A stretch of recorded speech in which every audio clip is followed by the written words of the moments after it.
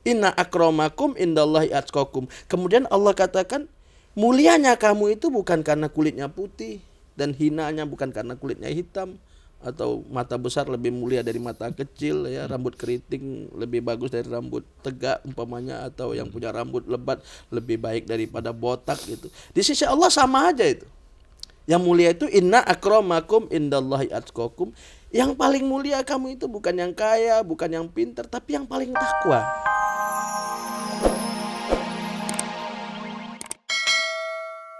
Pemirsa, apa yang kita akan bicarakan berikut ini sama sekali bukan membicarakan sesuatu yang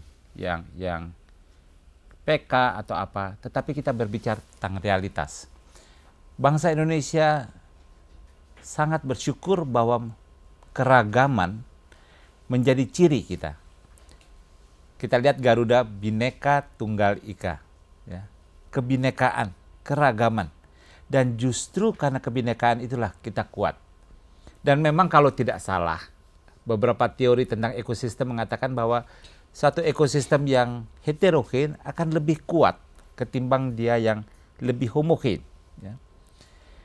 Pemirsa, dalam keragaman ini kita menjumpai pelbagai macam suku, pelbagai macam keturunan, tetapi ada satu landasan yang mengikat kita semua, yaitu landasan bahwa kita bangsa Indonesia dan berusaha mencapai sesuatu kemuliaan demi bangsa Indonesia. Ya. Ini yang luar biasa. Di Hikmah Fajar pagi hari ini telah datang seorang tokoh, seorang kiai, seorang yang banyak sekali mengemukakan pemikiran-pemikiran Islam. Kiai Haji Alifuddin Al-Islami. Saya minta maaf, agak keliru sedikit.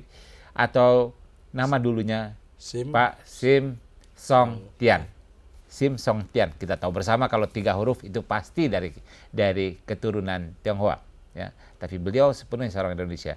Assalamualaikum Pak Kiai. Waalaikumsalam. Pak Kiai, tadi dalam pembukaan saya sudah menyinggung tentang keragaman ini Pak Kiai. Pertama adalah dalam keragaman berbangsa ini kita seringkali terjebak dalam stereotipi. Artinya ini bukan istilah yang terlalu muluk, ya.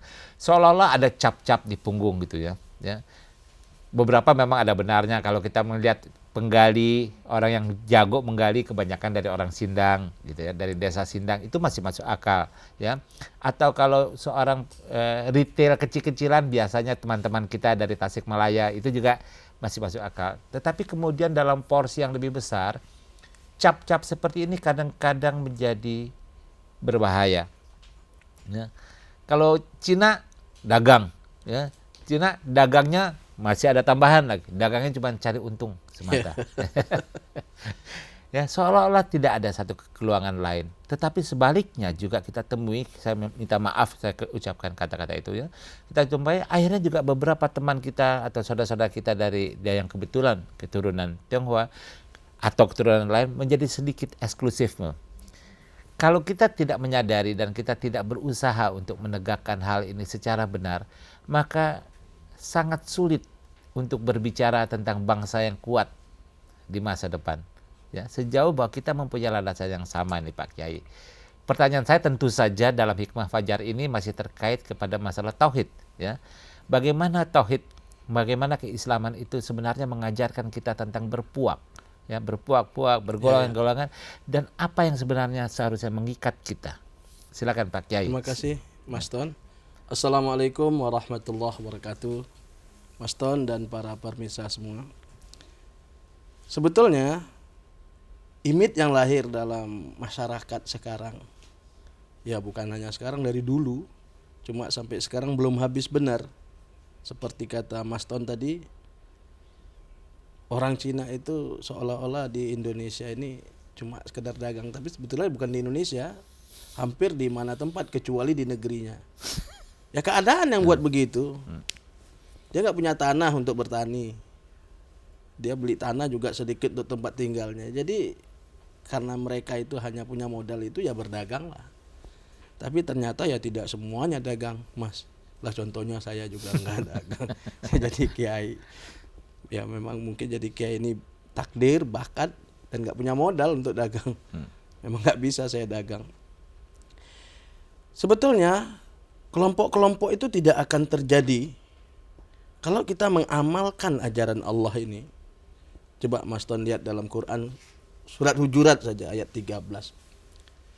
Ya ayuhan nas, inna khalaqnakum min dzakarin wa unsa wa ja'alnakum su'uban wa qabaila lita'arafu. Inna akramakum indallahi atqakum innallaha alimul khabir. Yang dapat kita terjemahkan, wahai manusia, sesungguhnya kami Allah yang menjadikan kalian itu dari jenis laki-laki dan perempuan, min dzakarin laki-laki wa unsa perempuan, wa ja'alnakum syu'uban wa qabaila, kami jadikan kamu itu berbangsa, berpuak, bersuku-suku, lita'arafu, agar saling berta'aruf. Inna akramakum indallahi atqakum. Kemudian Allah katakan, mulianya kamu itu bukan karena kulitnya putih, dan hinanya bukan karena kulitnya hitam, atau mata besar lebih mulia dari mata kecil, ya, rambut keriting lebih bagus dari rambut tegak umpamanya, atau yang punya rambut lebat lebih baik daripada botak gitu. Di sisi Allah sama aja itu. Yang mulia itu inna akramakum indallahi atqakum. Yang paling mulia kamu itu bukan yang kaya, bukan yang pintar, tapi yang paling takwa. Nah, takwa ini adalah hasil pembinaan tauhid tadi. Innallaha alimul khabir. Allah maha mengetahui dan maha memberitahu. Jadi alim mengetahui, khabir memberi kabar, memberitahu. Jadi Allah, dia tahu dan dia memberitahu kepada kita. Nah, timbulnya bermacam-macam kelompok sekarang ini karena memang itu Mas Ton sendiri kan dari sana datangnya, dari sononya, bidangnya. Bahwa manusia itu secara kejiwaan ingin hidup berkelompok. Dan ada itu pantun Padang. Kalau merantau itu, kalau tuan pai ke pasar, you beli belanak beli, ikan panjang beli dahulu. Kalau tuan pai balayar merantau, sanak cari, family cari, kan induk samang cari dahulu. Jadi ingin berkelompok karena apa? Di sini mempunyai kesamaan, persamaan yang jelas. Umpamanya orang Jawa ya, kalau dia mengelompok, itu yang terang seleranya sama. Suka makan gudeg. Makannya suka manis-manis ya. Umpamanya kalau Padang ketemu sama Jawa, masing-masing dengan hobinya. Si Jawa kepinginnya sambalnya dikasih gula, si Padang malah mungkin kepinginnya kolaknya agak pedesan gitu. Karena rasanya belum makan kalau tidak ketemu cabai. Ini kan nggak ketemu ini. Tapi kita harus ambil positifnya. Makanan Padang enak. Kalau orang Jawa tahu seninya, dia juga senang makanan Padang. Makanan Jawa juga enak. Kalau orang Padang tahu seninya, dia sudah senang makanan Jawa. Nah, seperti Cina itu, hobinya kan yang panas-panas. Tapi kita jangan langsung kita ini ekstrim, kita katakan kalau emang panas kasih aja neraka tuh sama Cina tuh, itu yang paling panas. Ini kan ekstrim gitu. Nah, selama ini yang timbul saya lihat ya, ini mungkin juga pengaruh dari penjajah dulu dan kurangnya ya pengaruh dari agama ini, saling curiga, Pak. Jadi umat Islam mencurigai orang Cina datang kemari cuma mau cari uang. Sedangkan orang Cina melihat sebahagian orang Islam yang ada sekitarnya itu yang sebetulnya kurang bagus Islamnya. Ya, sedangkan yang baik-baiknya jarang mau mendekat kepada mereka. Sehingga yang kelihatan negatifnya, waktu puasa dia nggak puasa, waktu sholat dia nggak sholat. Di mimbar dikatakan ini haram tapi dia halal semua. Ini nggak boleh, dia boleh semua. Nah, yang ini dilihat tidak cocok antara ucapan dengan kenyataan. Sehingga saling curiga terus. Padahal menurut ajaran Islam seharusnya saling angkat. Ya. Yang datang menghormati yang didatangi, yang didatangi menghormati tamu. Nah, ini ajaran Islam. Jadi kita bukan saling curiga, saling tolong, saling bantu. Kalau ini yang diterapkan, kan makmur ini, Pak. Orang makmur itu kan tidak mesti kaya. Tapi kalau miskin pasti melarat itu, Pak.